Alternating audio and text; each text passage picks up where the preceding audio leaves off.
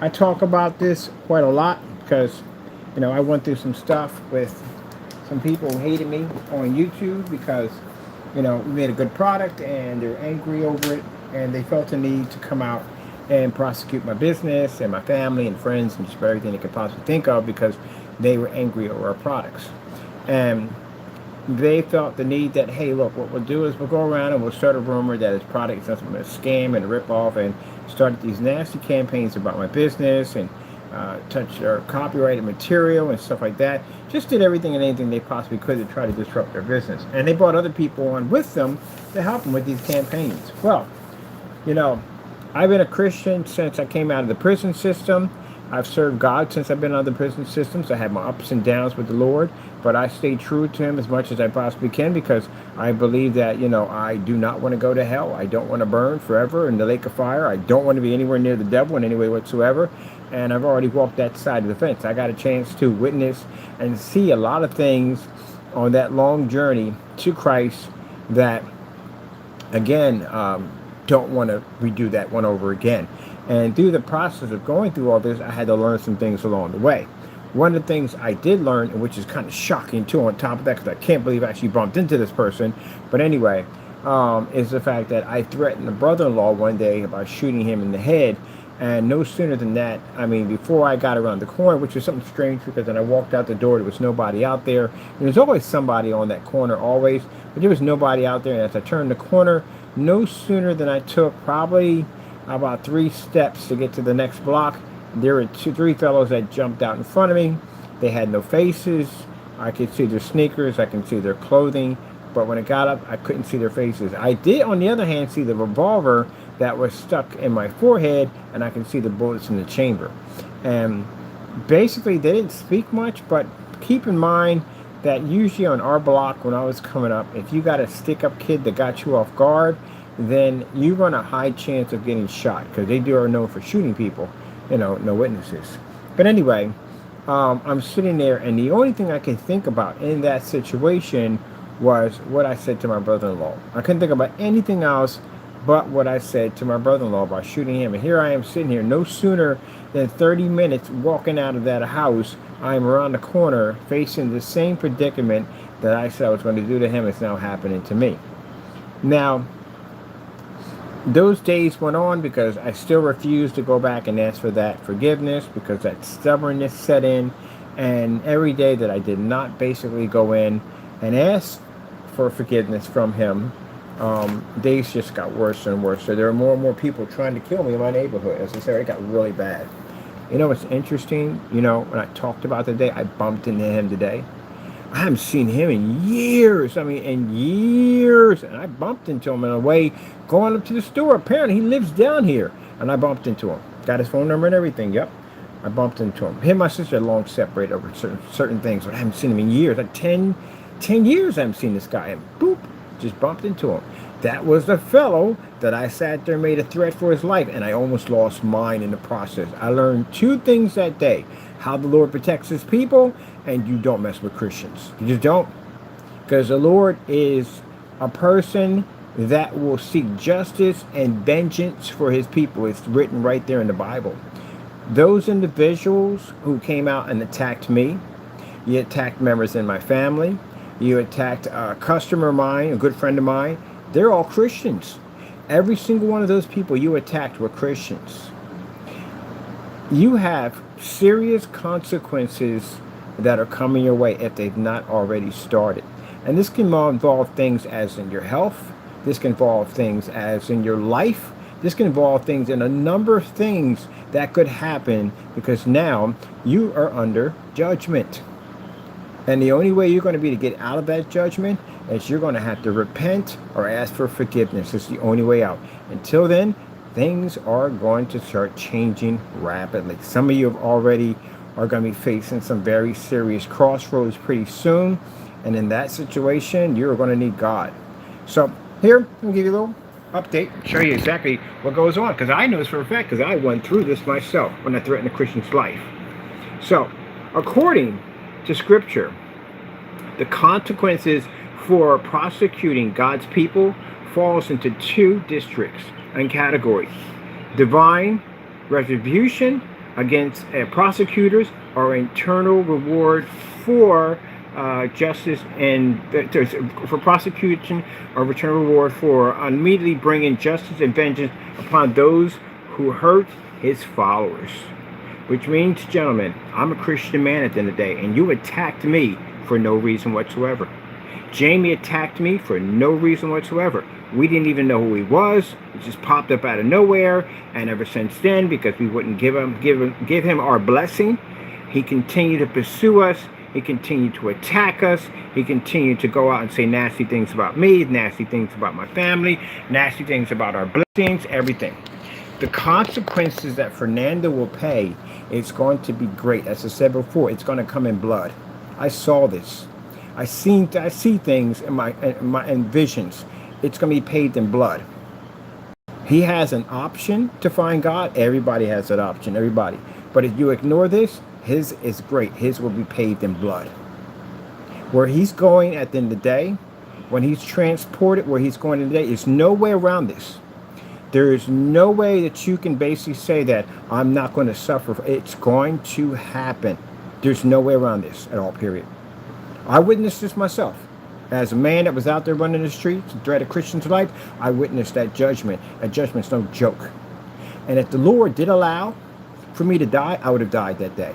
I would have died the day they pulled the gun on me. I would have died many times walking up and down that street where I had random people I didn't even know walk up to me and make gun gestures. Take a 2-finger, stick it to their head, and point it right back at me.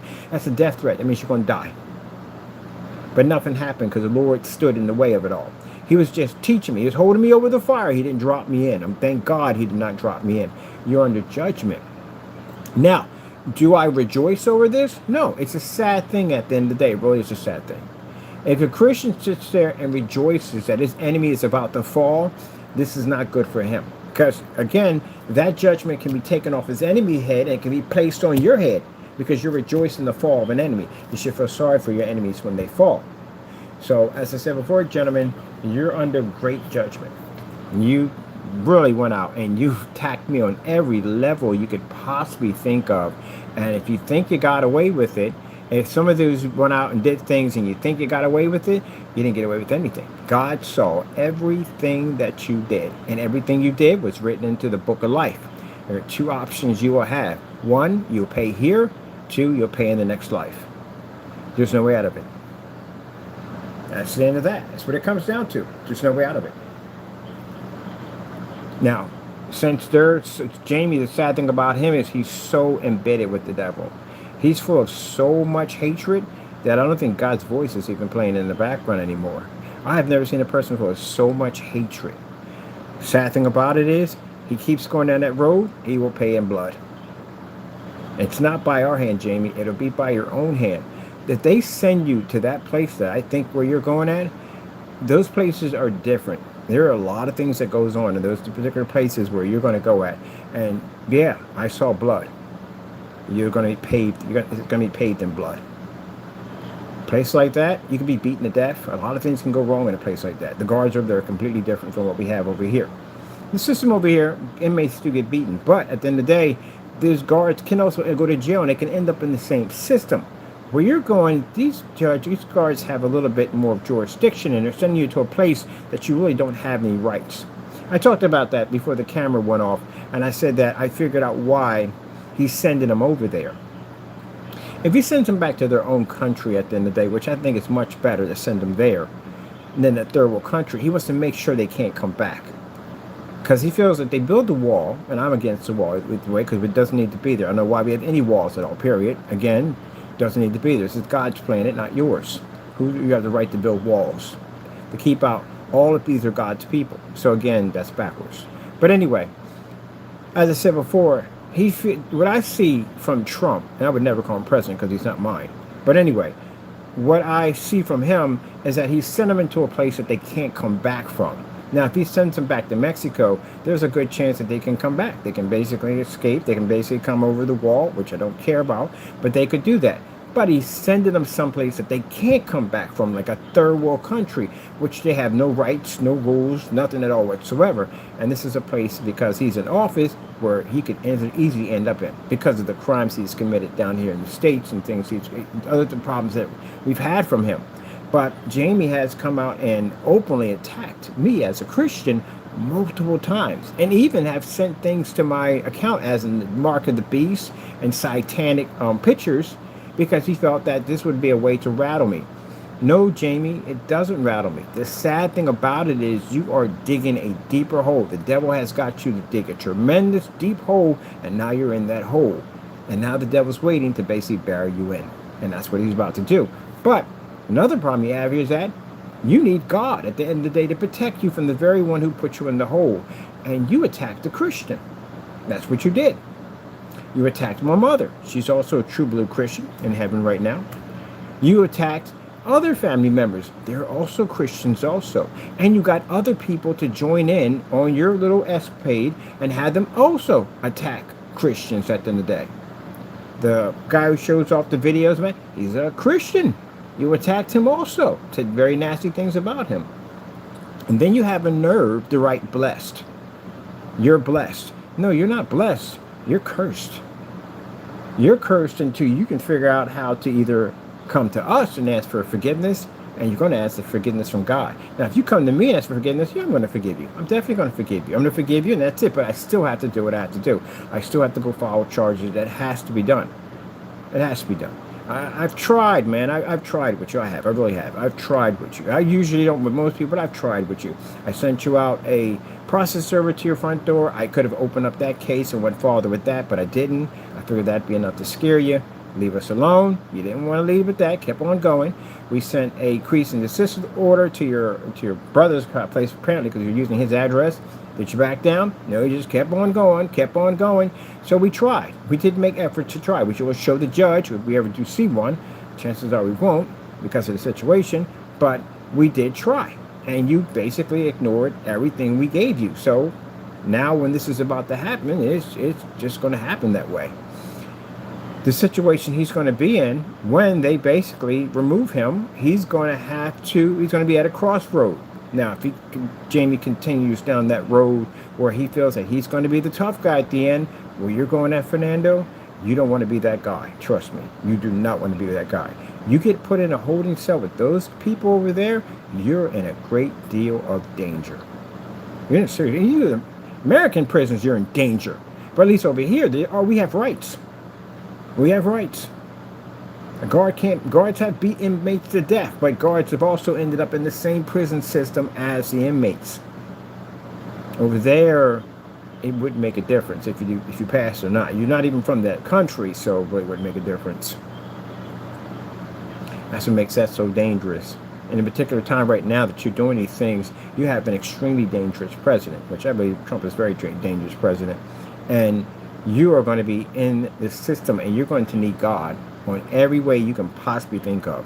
And one of the problems you now have, that God is basically going to cast vengeance and justice for when I prayed to him every day about the problems I was having from you and the things that you were trying to cause to my friends and family. And you were calling out to people that I was renting from to try to get me kicked out of my apartment. When you was contacting places that were blessed to get these jobs from God. God blessed us to get these jobs. And here you come in threatening these people to get them to remove me out of these buildings. I would not trade what you're about to go through for $1 billion. I wouldn't trade it at all, period. I tell you how bad this is going to be, Jamie. When I say this and I tell you what I saw was going to be really bad, if I had cancer and I had the ability to be cancer-free, by taking your place, I stay with the cancer. That's literally how bad your situation is about to be. That's how bad it is. I pray and ask the Lord give you mercy, that hopefully that you learn from this situation, that hopefully that you will turn away from the devil and go in the path of God. I pray to the Lord that you will be a Christian man one day, that you will find and seek God. But until then, Jamie, your path is a very, very dangerous and twisted, dark path. And right now, vengeance is mine, saith the Lord. God revenges and gets justice for his followers and his people. That's why when I sit there and tell people at the end of the day that, look, I try to resolve this with you. The last resort for us is when I get down on my knees and I go before my Lord and say, Lord, I have a problem here. I have a fellow at the end of the day who's constantly attacking me. He's constantly taking my blessings that you give me and try to taint my blessings. He's constantly saying nasty things about me, Lord. Lord, I put this in your hands. This is when God takes it. You know what the Lord tells me to do? He says, take a picture of that individual, and I want you to place that in the Bible. I want you to pray on that. The Lord will take care of it. I walk about my business, and it's taken care of. So from a person who experienced that from the other side of the fence, who actually sat there and that quick, sat there and said to my brother-in-law, oh, I'll just shoot you in the face, and turn around and I got a gun pressed to my forehead, and the only thing I could think about is, oh, I'll shoot you in the face. Oh, I'll shoot you in the face. And I'm about to die. And then, being stiff-necked and stubborn, like you are, decided not to ask for forgiveness. Got angry and I got upset because of the situation. Decided to bring people in to find the individuals that did this to me, knowing that I deserved this, but couldn't find them because they didn't exist. Couldn't find them anywhere. No one knew what they looked like. Nothing. No one see a car pull off. Nothing. Nothing. Big crowded neighbor. No one saw nothing. But they poof, disappeared. And then every day after that, someone was trying to kill me. People I've never even seen before. Give me the most evilest looks I've ever seen. Later on, when I became saved and become a Christian, I realized what I was looking at. I was looking at the devil. The devil was walking by. The devil was giving me those stares. They're thinking like, oh, if you just would just let me off the leash just a little bit, I would definitely take your life. That's the looks I was getting from people. It wasn't when you realize and you see it as the eyes of a sinner, you see people that just don't like you. But when you see it as a spiritual man, you see the devil staring directly at you, just thinking, oh, just let me get just a little close to him. Just a little bit close to him. And that's what I saw. Now, the minute I couldn't take it anymore, it was just too much. I couldn't take it anymore. I went in and prayed. I went and prayed about it. I went to my brother-in-law and I asked him for forgiveness. And he forgave me. He says, oh, it's okay. You're forgiven. When I walked out that door, it stopped. Those people walked past me like they never even knew me. They walked right past me like they didn't even know me. No one was looking at me, nothing whatsoever. It's almost as if I was invisible. Because the devil was blocked. Even though I was out there doing things I shouldn't do, but I was blocked. I have many times, Fernando, that the Lord held me over flames and did not drop me in. But I guarantee you that these flames is nothing to play around with. So, you and your followers, as in, what's his name? A few of them we have in there. Derek Franklin Williams III, Jamie Fernando Gonzalez, Daniel McAfee, and Danny Rogers, and a few other ones that all in there that attacked our company. Mind you, if we didn't mention your name, and if we don't know you, but you've done something, keep in mind, God knows. That's all that matters. It doesn't make a difference if we don't know who you are.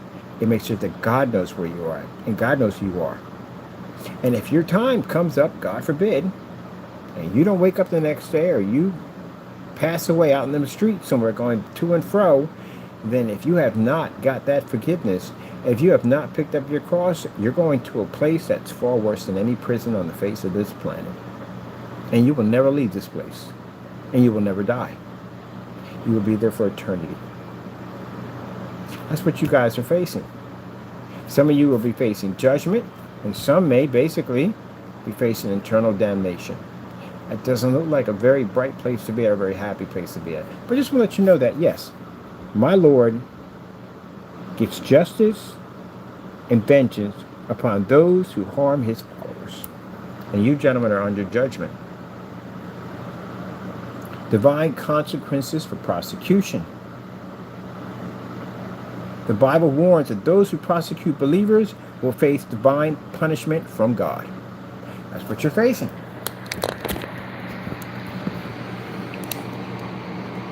The Bible warns that those who prosecute believers will face divine punishment from God. Mr. Williams wanted to come in and contact me and say that he was a preacher. He's a man of God. That's what he told me. Well, we got emails from him. And he said that I am the devil. That's what you said, right? You called me the devil. And you said that I'm an evil person and I'm not a Christian and all these things you said about me. That's what you said, right?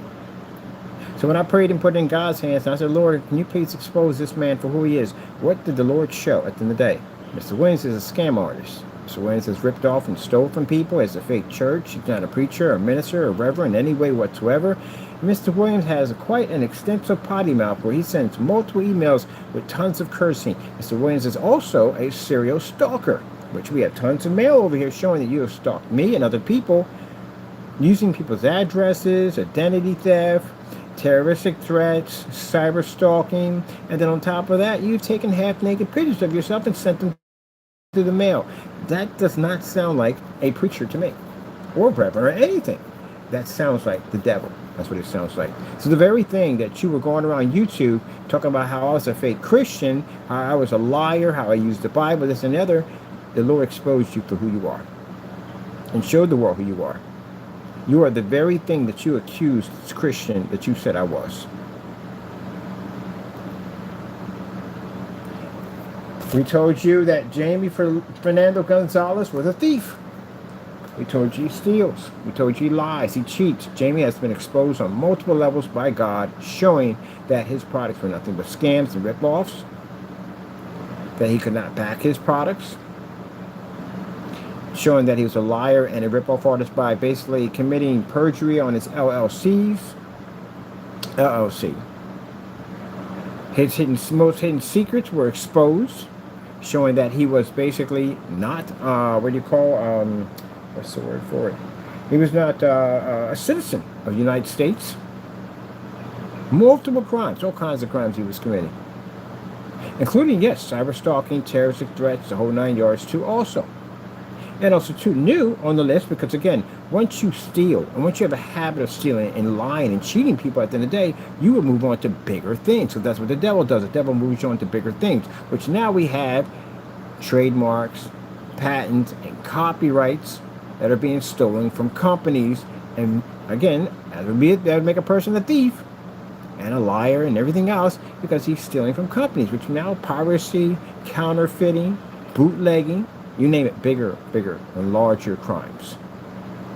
That's a person that you gave your credit card information to. That's a person you gave your address to when you were buying from him. When we warned you at the end of the day to stay away from him, but you thought at the end of the day that we were nothing more than just jealous individuals. That's what you thought.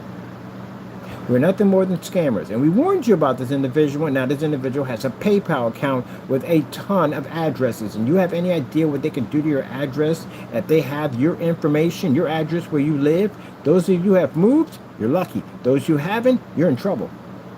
Because if he has access to the PayPal account and he's over there, he can make deals for your address. There's a lot of things that can go wrong. You do not want other people knowing your address at the end of the day. Only the person you're doing business with. But that's what you got yourself into. You trusted a scammer, a liar, a cheater, and everything else on the Facebook. He has your personal information now. It's going to be hard to shut that account down, just so you know. It's very hard to shut those accounts down.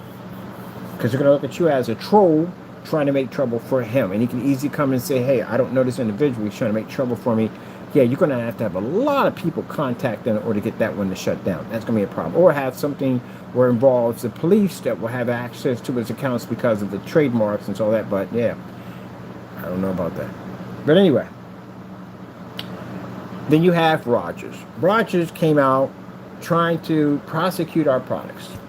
Say that we were liars, we're cheats, we're robbers, we're scammers, we're rip-off artists, that he has a true product at the end of the day. Mr. Rogers, Lord gave me a blessing before I even knew you.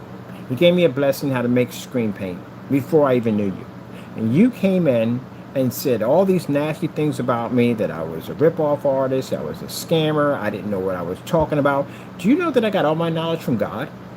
Do you know that all the information that I received how to make screen paint came from God? I wasn't even in the field of screen paint.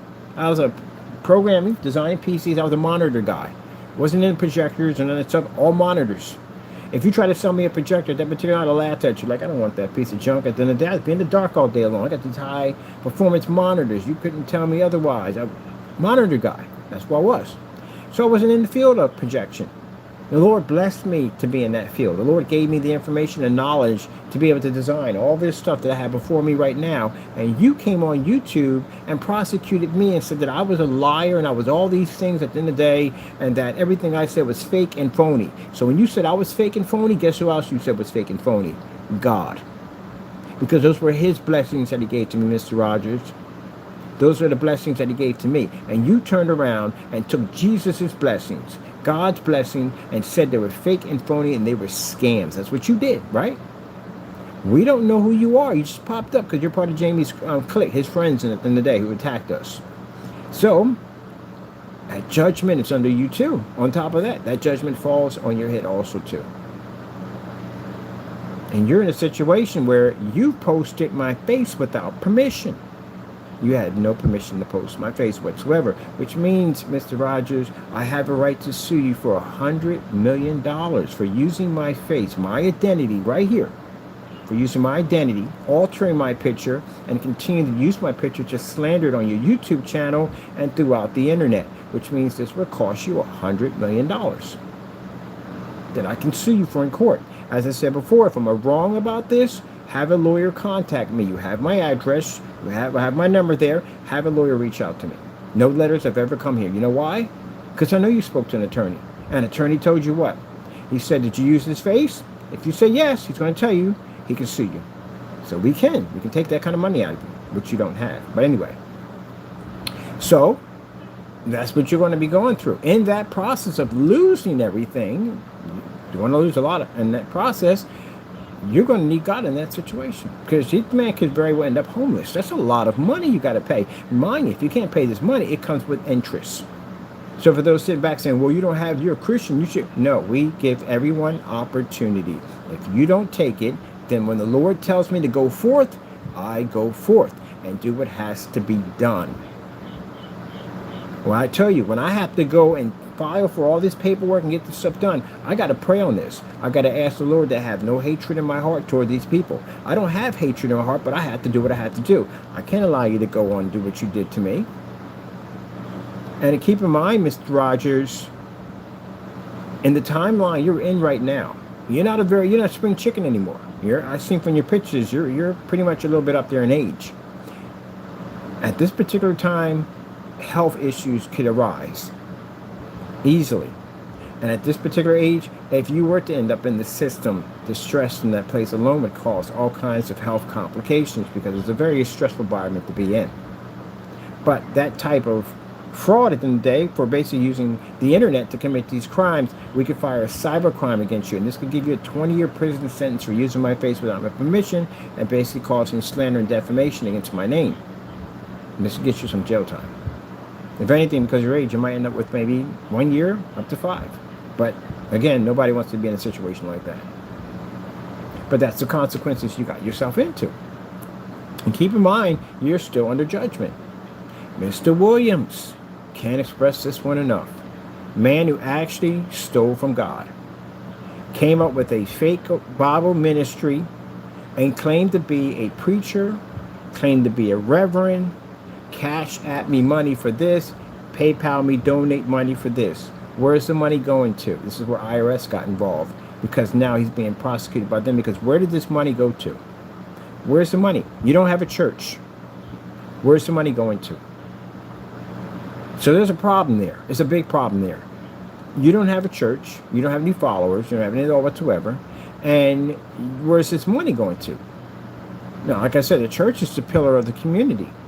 What goes into the church is for, at the end of the day, is a building that's designed to build up and help people with their faith, strengthen their faith, a place where people can go to when they're at need, a place that basically helps people with winter coats and jackets and food and stuff like that.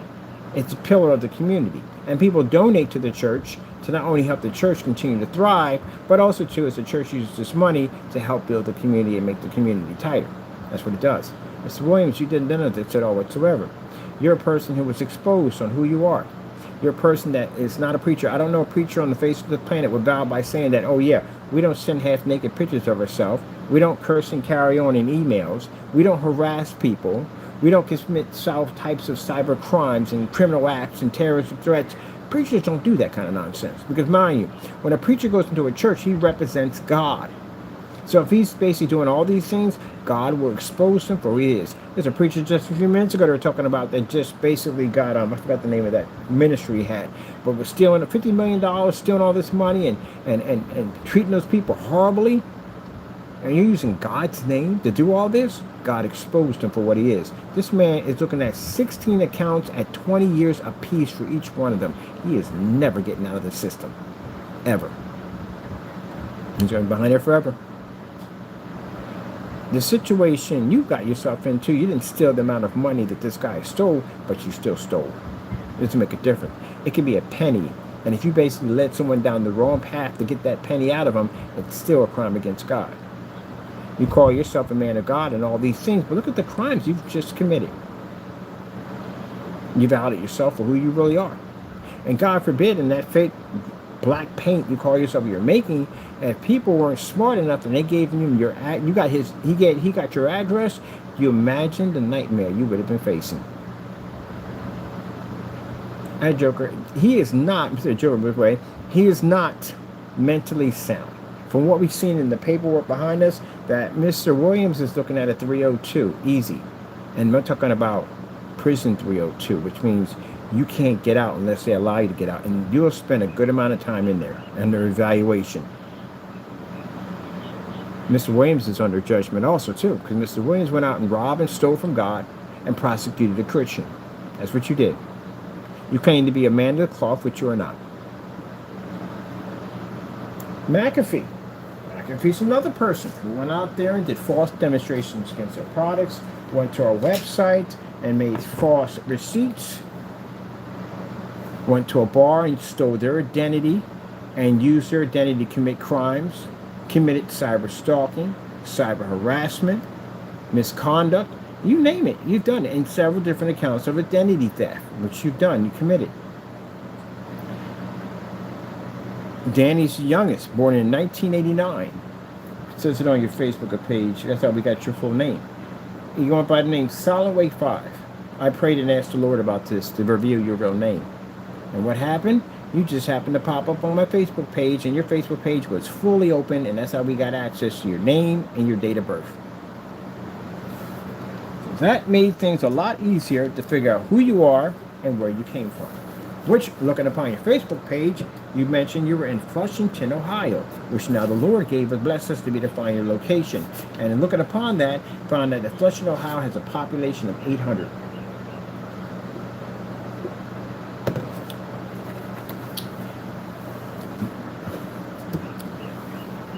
McAfee. Let me explain something to you. A baseball field has more people in your town right now. You understand that? And I can find that person in a baseball field. So if I can find a person in a baseball field at a baseball game and all those people, how easy it is to find you at 800 people. To find your location would be extremely easy because, again, you're at 800 people. Very easy to find. So the Lord allowed us to be able to have your page strike our site, because you went on there saying some nasty things about my company and said we're scammers, don't trust him, don't buy from him. That's what you were doing, right? Left your page completely open and gave us the ability to duplicate your page. You have a lot to lose. You have 2 kids, very young. You have a house, I'm pretty sure it's yours. You're married. And if you basically, things don't go well for you and these lawsuits are about to come towards your way, you could lose your house. You could be hit with lawsuits that could wipe out your banking accounts, and wipe out pretty much any finances you have, because it's a lot of money you have to pay back to us. These $1 million lawsuits are very expensive. Then you have to pay for court costs and lawyer fees and all that. And then because there are cyber crimes, because you did them online, and we go to federal court, there's prison time behind that. I'm pretty sure you would love to be to see your little ones grow up. I'm pretty sure you would. And I did give you that opportunity. The Lord, as I looked on your page and I saw your little ones at the end of the day, I thought it'd be a shame for them to lose all that. The Lord said, give him an opportunity. And that's what I did. I said on my YouTube channel, which I can show the judge, and I said that we will give you, walk away from this. We'll forget the whole thing because he has little ones. He's more the younger one out of the group that was carrying on. If you just go mind your own business. And you couldn't do it, could you? No sooner than that, about a couple months go by, we thought you learned, wishing you many blessings with your family and all. What do? You send a card to my sister's house. We know your handwriting. We know your handwriting. So now, Mr. McAfee, you're going to lose everything now. You're going to lose the home. You're going to lose the money in your account. You're going to lose everything. Because you're going to owe us a couple $1 million.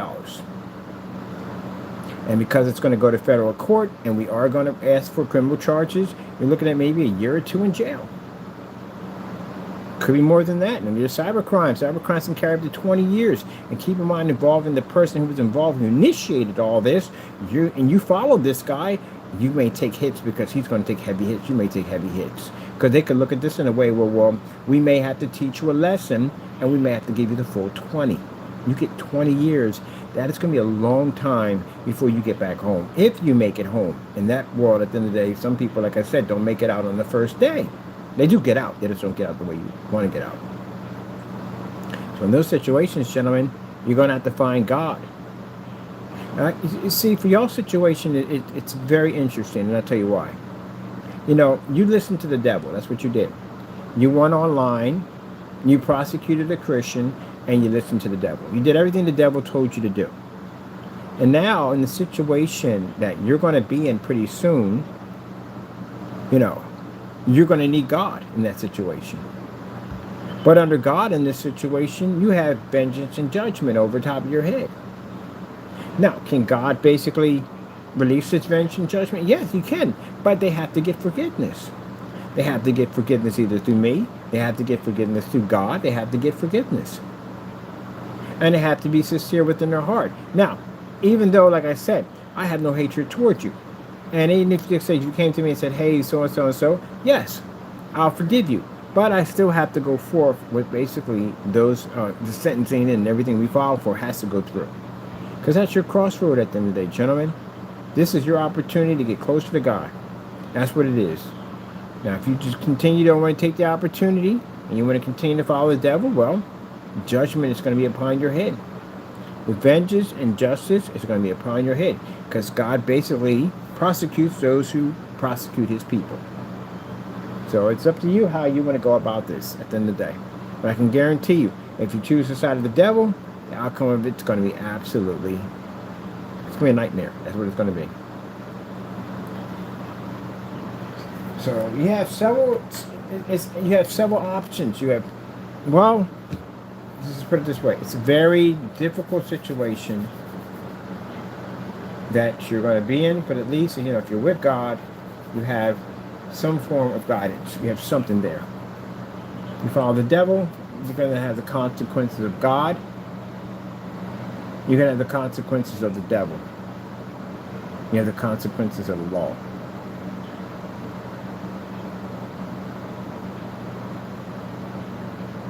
It says right here, internal destruction. Apostle Paul, who wrote that when Jesus returned, he will bring judgment on those who do not know God and have prosecuted his people, resulting in their everlasting destruction and eternal separation from the Lord. What it says in here about God's judgment on touching his people is not good at all, period. Let's see. Internal destruction. The Apostle Paul wrote that when Jesus returns, he will bring judgment. That's what I mean by written in the book of life. Everything that's written in the book of life. He will bring judgment on those who do not know God and have prosecuted his people, resulting in their everlasting destruction and eternal separation from the Lord. I couldn't imagine going through that. I couldn't imagine going through that.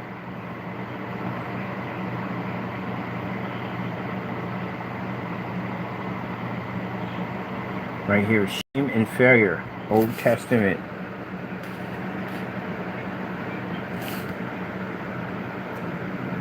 Testament, eternal destruction, shame and failure, Old Testament. Apocalypse stated that prosecution The prosecutors will stumble and will not prevail, suffering everlasting confusion that will not be forgotten. These are things you don't want. You don't want this from God. You don't want this from God.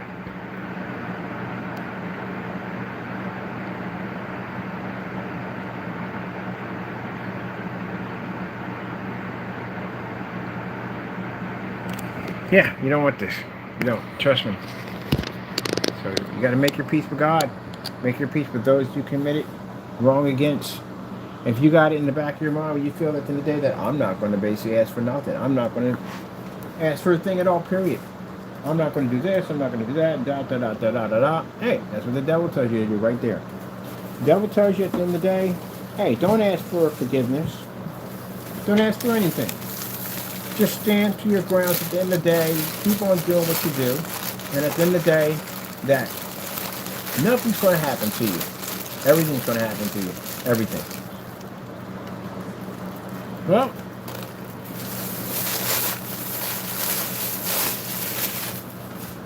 I'm telling you all this because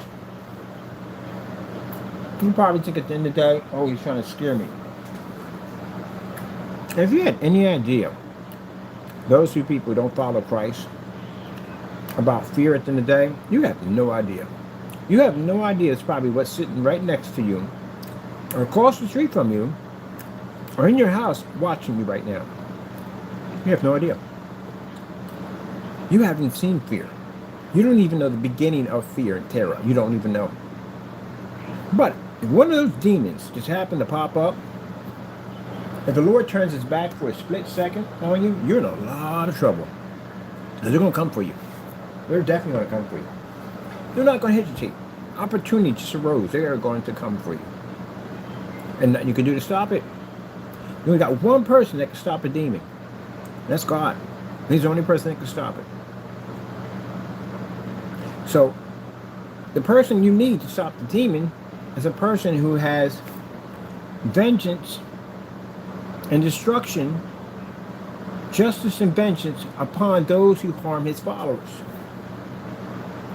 So you're not at peace with God. And you're going to need God to stop the devil. And the devil is the one at the end of the day saying, hey, you know, hey. Right here. Devil's one thing today is trying to kill you, and God's the one that's trying to save you at the end of the day. But yet you're attacking his people. His very people, you're attacking his people. If the Lord decides to basically turn his back for just a couple of seconds, you're in a lot of trouble.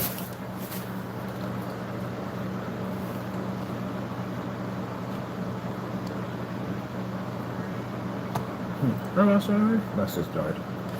Let me see. This one. Charge it up on my other unit. What's the battery pack? It's a good battery pack. But the devil will tell you this. This is what the devil's going to tell you. Oh, don't be afraid. You know, I mean, nothing's going to happen to you. You know, don't. He's just at the end of the day trying to scare you and all this and at the end of the day. You know, don't worry about that. You know, what I mean, all right. That's what the devil's going to tell you. Or he's not going to tell you at the end of the day that you're going in that lake of fire with him, and you don't want to be in that spot with him. There we go. Got a nice charge on it. That's working quite nicely. Let me see. All right. Well, I had to go. I said what I had to say, you know. And again, as I said before, you can't harm God's people.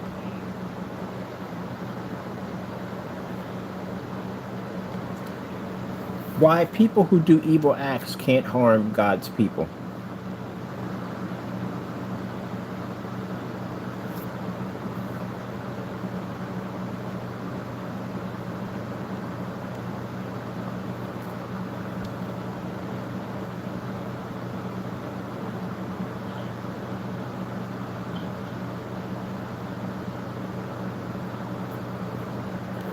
Everything is in your direction. The Bible. Let's see. The Bible presents evildoers as those who discard God's law and seek to harm others. This is what you guys want to do. And ultimately, others ultimately face destruction. While righteous are Trusting God and the wicked company. Yeah, it says a lot about the wicked.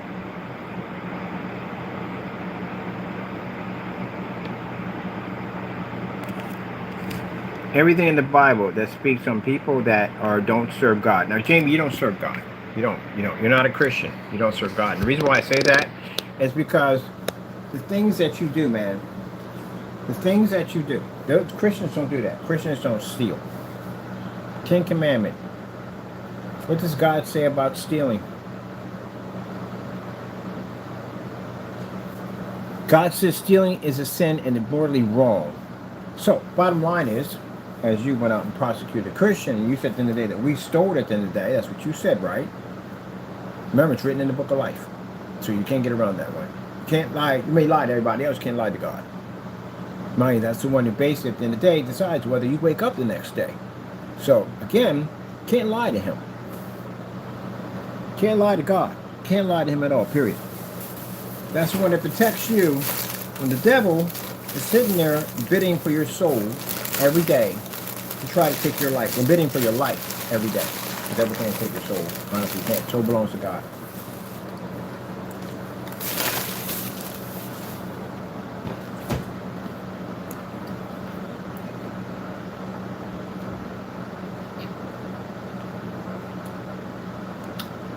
Eighth commandment, thou shalt not steal.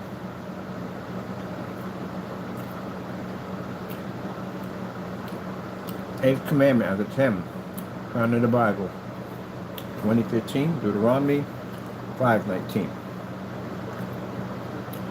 It forbids the lawful of taking other properties, which you did. You actually stole from other people. Thou shalt not steal. I couldn't believe that he wrote down, after stealing items from people, copywriting, trademarking, and stealing items from other people that they worked hard to have and design, basically had the nerve to put down blessings when he was breaking the eighth commandment.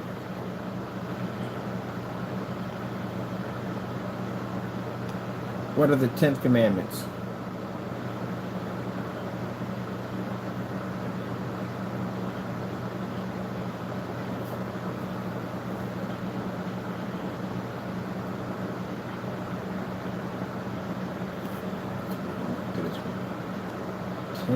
Commandments. You shall not commit adultery. Honor your father and your mother. You shall not murder. I am the Lord your God. You shall not bear false witness. Keep the Sabbath day holy. You shall not make idols. Let's see what this is.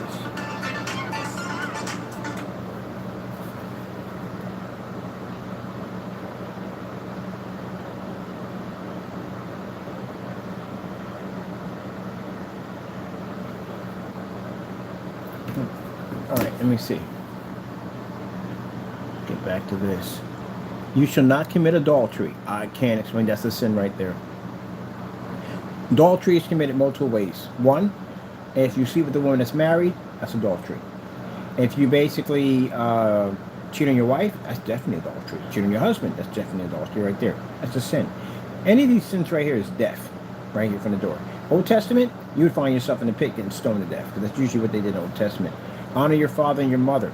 That's definitely one right there. Or your days will be longer, because your days are shortened. If you don't honor your mother and father, your days are actually shortened. Let's see. You shall not murder. That's one. I am the Lord your God. You shall not bear false witness. Yeah, you guys did that to me. You guys went in and bared false witness by making statements about me that weren't true and saying that I was doing all these things that I weren't doing, that was a scammer and rip-off artist. Yeah, you broke a commandment in there. Keep the Sabbath day holy. I'm guilty of that one right there. Because again, I do things on Sunday I'm not supposed to do on Sunday. I'm not supposed to be recording on Sunday. I'm not supposed to be doing any business on Sunday. I'm not supposed to be building anything on Sunday. The day on Sunday is supposed to be for God and for God only. Working on that one. You should not make idols.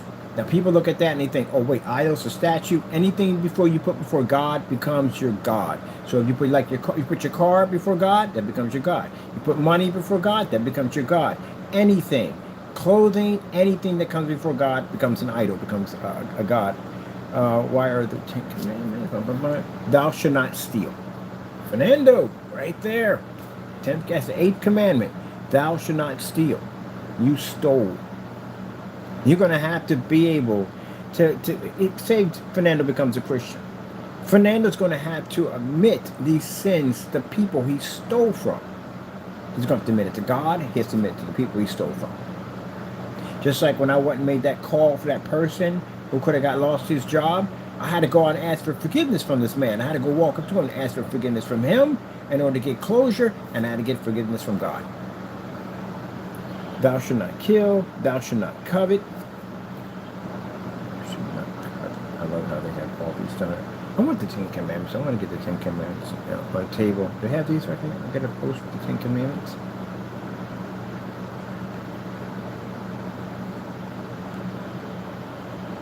I am the Lord your God. Honor your mother and father. You should not kill. You should not commit adultery. You should not steal. You should not take the Lord's name in vain. Oh, I hear that a lot. When people are constantly going, Jesus Christ, Jesus Christ, every time they get upset, that's a sin. That's a very, very serious sin. You got to stop saying that. People get mad, they go, Jesus Christ. That's taking the names and oh my God. When you're saying at the end of the day, yeah, that can get you in trouble. You're not supposed to say that. That's taking the Lord's name in vain. Especially when you put curse words. I can never understand that. When people put Jesus, blanking Christ, are you insane? Yeah, how dangerous that is. You just, oh my goodness.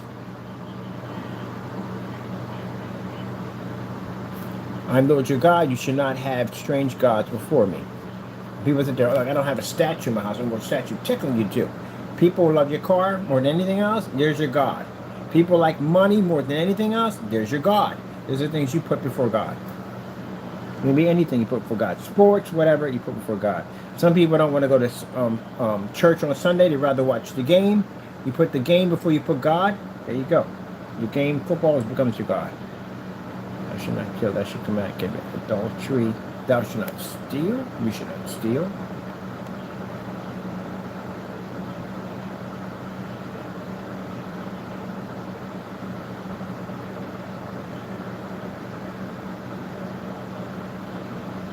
You should not covet your neighbor, which means you should not lay down and sleep with your neighbor. Your neighbor's married woman, you have no business sleeping with that woman or any other woman that's married. You should not covet your neighbor's wife. Right there. You should not bear false witness against your neighbor.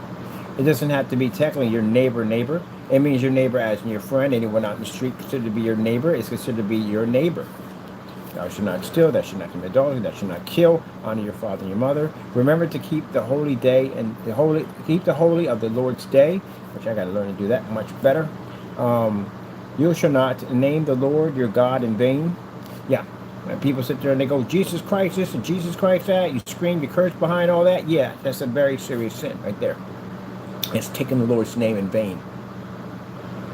Mother blanking God. I've heard people do that all the time. I look at them like, oh, you've got to be crazy. You got to be crazy. Can you imagine if the Lord just sat back and said, you know what, I'm going to teach them all a lesson. I'm going to let them see what roams on the earth with them. I'm going to let them see at the end of the day why you need my protection. I'm going to show you what's out there, really out there. The first sin you commit, you bring one up. You bring a fallen angel up in front of you. Do you have any idea that how your mind can't process anything that looks like that? Some people say, oh, it can't be that bad. No, you have to understand. Your mind can't process anything that looks like that. You'd have an instant heart attack. You have a stroke, whatever. Mind and brain, you go into madness. Some people see things they can't unsee. They'll sit there and just in shock. They go into shock. And you can take a lighter and run it right across their face. Nothing moves, nothing blinks, nothing. They're in complete shock. They're trapped in their mind. They can't process what they saw. It's not the point of being scared. It's the fact that basically just going into shock. You just can't come out of it ever. Or some people die of a heart attack. Can't handle it. It's just too much. And the thing about it is people sit back and think about it. They've never been scared that badly for a situation to happen that way. But if you were to see one of those things in its true form, you would do anything to get away from it. If you're on top of a building, I don't care if it can be 20, 40, 50, 100 stories, you jump off in a hot second just to get away from it. Death, you wouldn't even think about death. Death would be the last thing on your mind. You wouldn't think about that. You wouldn't think about the drop or descend down to the concrete to be splattered all over the place. That wouldn't even cross your mind. What would cross your mind is what you just saw in the day and how to get away from it, no matter any means necessary, and death would be a beautiful place to go other than seeing that.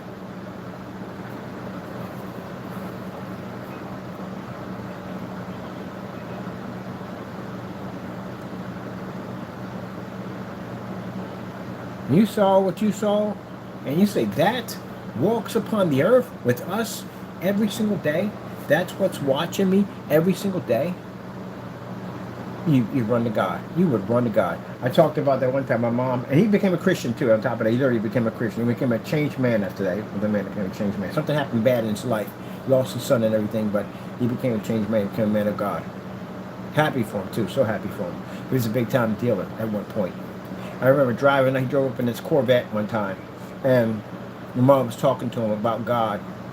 He didn't want to hear it. He didn't want to hear it all. He wanted to make his money, make his money, make his money.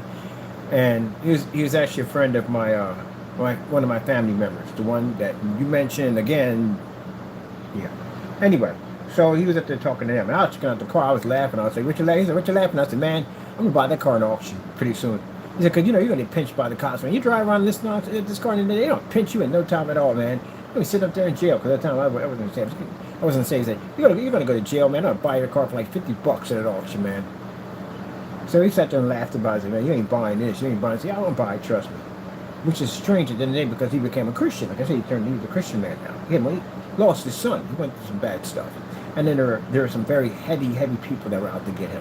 And these people weren't from the States. He was, like I said, he was a very, very heavy guy at the end of the day. But anyway, so he said, "Man, I don't need God. I'm good. I don't need God."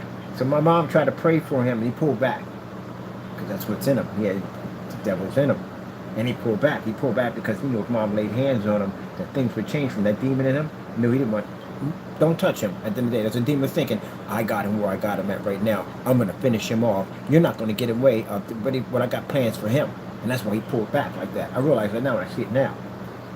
So we got in the house. I said, "Mom, can you imagine the devil popped up in Vinny's car and show what he really looked like?" Because we knew that something was in him that made it push back like that. When someone tries to prey on you and you pull back, that means you got something in you that doesn't want to be touched. And he had something that wanted to be touched. I said, "Can you imagine him driving that car and the devil pop up on the side of the car like, 'Hello, Vinny, how you doing? Nice to meet you.'" Can you imagine how terrified he would have been at the end of the day? I said, "Ma, you've been running through the street telling Mrs. Payne, where you at, Mrs. Payne? Mrs. Payne? Mrs. Payne, I need you to pray for Mrs. Payne." Yeah, he'd have been going from block to block to block, screaming my mom's name. Or running into a church or something to get somebody to save him. Yeah. That's because you don't see it in its true form. That was never going to show you its true form. You know why I'm not going to show you its true form? Because he would scare the daylights out of you. He's trying to trick you into killing you. That's what he's trying to do. He's trying to trick you into killing you. That's what he's trying to do. So why not show you my true form? Why not terrify the daylights out of you? If I terrify the daylights out of you, then you're going to sit there and you're going to run to God. And if you run to God, devil's in the room right now. Satan's in the room with us right now. Upset and bitter. He's angry about what I'm talking about. I see you, Satan. I see you. I see you. I definitely see you. I see you. Well, I'm going to talk what I got to talk at the end of the day. And I'm going to say what I got to say. And I'm going to keep talking about the Lord. But just to let you know, devil, in the name of the blood and the Holy Spirit, I rebuke you. He's angry and upset. When you see people react that way, angry and upset when you talk about the Lord, you see them react that way, that's because they're angry and upset. Because they got the devil in them. And the devil gets mad when I speak and talk this way. The devil gets mad when I testify this way. He don't want to hear it at the end of the day. It makes him angry when you talk about that. I feel sorry for those people who allow that demon in them like that. I feel sorry for it, I really do. You have no idea the road that's coming up before you. And I hope you find Christianity. I hope you get saved. But if you don't, and it's your time to leave this earth, or the Lord calls you back and it's your time, then that's where you're going to be at forever. Your family can say it all day long. He's in heaven. You are not in heaven. If you haven't picked up that cross, you're not going to heaven. But anyway, yeah, he got saved. He became a man of God. Well, become a Christian man. Sometimes people got to go through a whole lot. Sometimes you got to be held over the flames a little bit. The devil wants you to fall in the flames. He wants you to burn. He couldn't care less about you. The Lord sometimes got to teach you, and he got to hold you over those flames at the end of the day. Now, when you do that kind of mean stuff to me, does that bother me? No. I know the devil tells you to do that stuff. I bet your devil comes, oh, give him a light, take it away. Give him 2 lights, take it away. That's going to upset me. No, it doesn't upset me. It's sad at the end of the day because I see how you let the devil influence you. And if you let the devil influence you to do that at the end of the day, he's got plans for you. And his plans at the end of the day, already from the door, he's going to try to kill you. You've already set the path. The minute you engage and you entertain that demon, at the end of the day, you've already set the path. He's already begun to play the game with you. He's already begun to let himself in and start beginning to plant his seeds in it so he can be rooted in and never leave. You started that road already.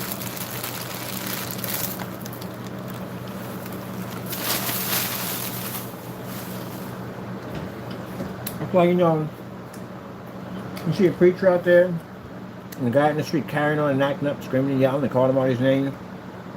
And the preacher's just looking at him, shaking his head. He feels sorry for him. Because, he sees the devil in him. He knows what his outcome is going to be. For those of you at the end of the day who feel that when the devil tells you that nothing's going to happen to you, let me leave you with this. The path you're going down is automatic death. That's where you're going. There's no way around it. The only way through it is God. And since you don't want to follow the way of the Lord and you want to continue to do the devil's deed at the end of the day, that's where you're going.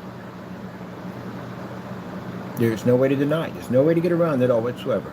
If your path is set on that path, there's no forgiveness. There's nothing for you when you reach the next world. And on top of that, another thing you have to worry about, you're not promised tomorrow. So the day could be your last day. Or the next day could be your last day. Or that next day could be your last day. It could be any one of those days could pop up. Could be a day that you never will be on this earth ever again. And if you're not ready, when that time comes, you don't have to be old. People think of the day, oh my God, it doesn't have to be old. There are people leave the earth at 18. There's people leave the earth at 5 months. You're not guaranteed time on this earth. When it's your time to go. It's your time to go. It's a sad thing when somebody loses a child, a baby, an infant at the end of the day. And it is. I've had family members that had miscarriage and lost kids at 2 years old, and lost kids at babies when they were first born. And it's hard for them sometimes to understand why they lost a child at the end of the day.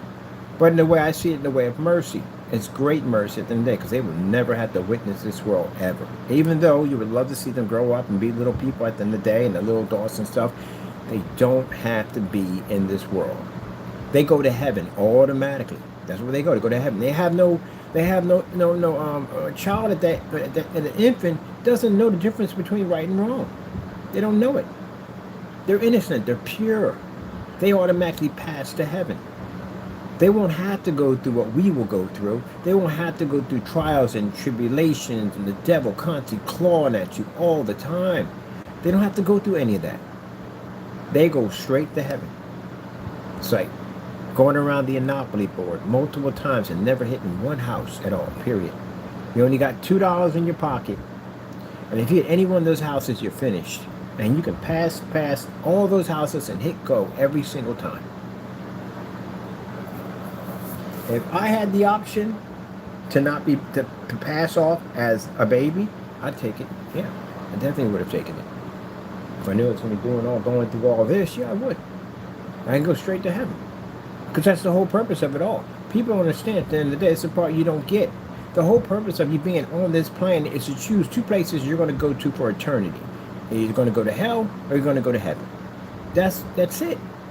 Forget the glamour, forget the cars, forget the money, forget all that stuff. Forget college, forget basically raising families and da da da da da. Forget all of that.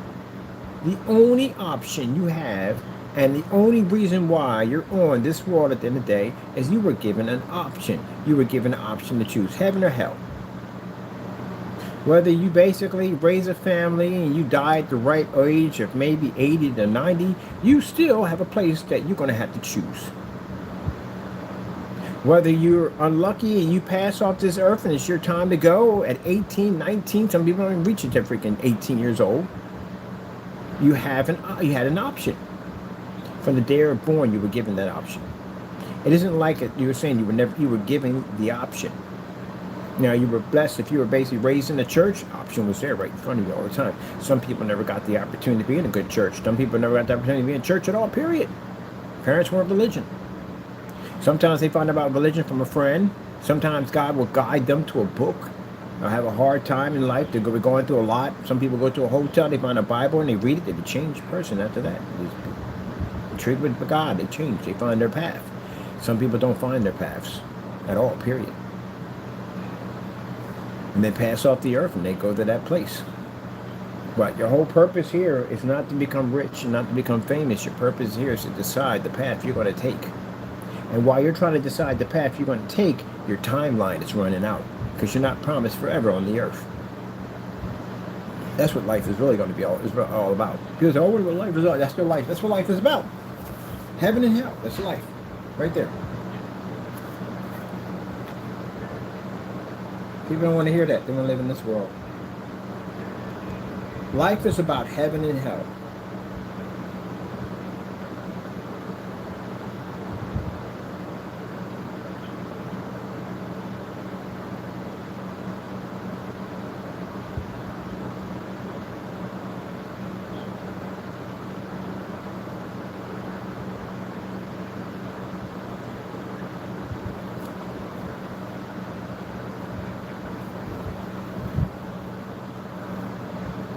Life is about heaven and hell. You have to choose one. Heaven and hell, you can only choose one.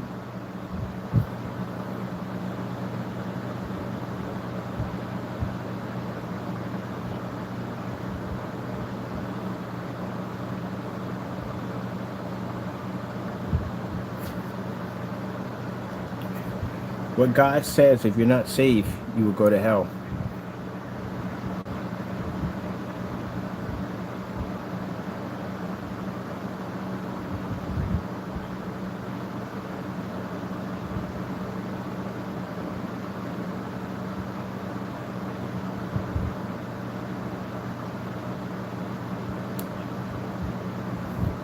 It says in the Bible that he that believes on him is not condemned, but he that believes not is condemned already. Got to pick up your cross, people. Got to follow God. I'm going to work on my prototype here. I'm done with this. I'm going to come on here and I'm going to talk about the Lord every time. And I don't care if people want to unsubscribe from it. I don't care. I'm going to keep talking about Jesus. Every day I'm going to keep talking about Jesus. Every day I'm going to talk about Jesus. Every day I'm going to talk about Jesus. Jesus is better than everything.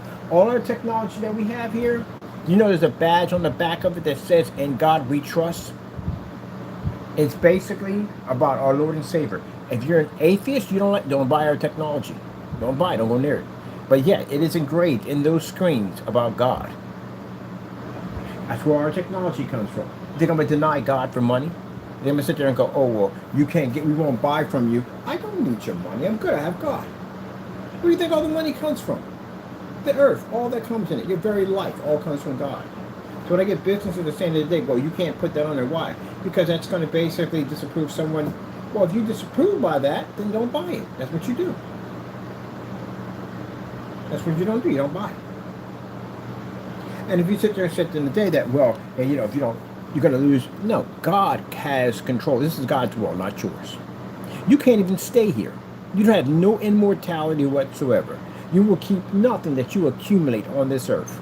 So how much power do you think you really have? Everything you have. You can look out your balcony and see all your expensive cars and your mansion and everything. You will keep none of that. You'll pass off this earth. Your stuff will stay here. So actually, technically, at the end of the day, you're technically poor. Because you will take nothing with you. How rich will you be in the next life? You don't even have your salvation. You have eternal damnation waiting for you. That's extremely poor. Those who invested in God, extremely rich. They have eternal life. They live in paradise forever. You know, no suffering, nothing at all. It doesn't even exist at all, period. Yeah. So,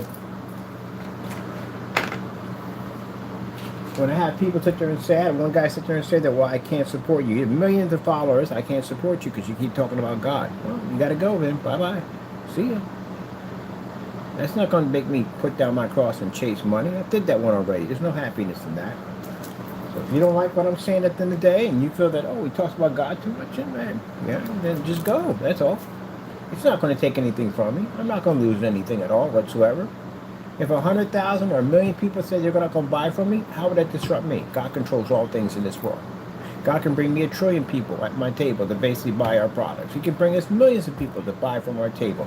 He can bring us whatever we need. God will sustain us for everything that we need. So anything you think you can take from me, God will give me back tenfold. What are you taking from me? Absolutely nothing.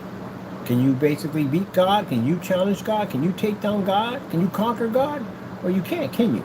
All right, then that's who I serve. So every single one of my screens will be dedicated to God. If you don't like it, don't buy it. Any company at the end of the day, you don't want to do business, don't do business with us. I look at that as a blessing. That allows me to see the wolf in sheep's clothing. I can see you smiling at me with a row of razor teeth while I dress up like a lamb. I notice when I talk about God in certain meetings, some people will turn their heads. Some people will listen to me and they'll talk back me. All right, back, brother. I believe you 100%. I love the Lord too. But others will turn their heads. There's a wolf in sheep's clothing. That's the person I don't do business with. When I go out to eat at a restaurant, I remember I sat down and I prayed over my food. The person I was with was bothered by it. She was embarrassed by it. Left her some money for the cab, paid for the food, and left. That's the end of it. Unequally yoked. Can't be with somebody that doesn't serve God, so I got to go. You already let me know who you are. See? You'd be to see the wolf in sheep's clothing so clearly if you put God first. But you don't. You travel in sheep's and wolf's clothing, and therefore you meet other wolves that dress in sheep's clothing, and that's what you end up with. Let me see. What we got here? Where's the top of this thing? Aren't you supposed to be going? Yeah, I'll get to it in a few minutes. I got to paint a button real quick. All right, people, got to go. I got my box here. I'm going to basically build a prototype from whatchamacallit. I'm so excited about my steampunk PC. And did you ever call the advertising company back? No, you did not. Got to reach out to them. That being said, got to go. Thank you for your time, and God bless. Do, do, do, do, do.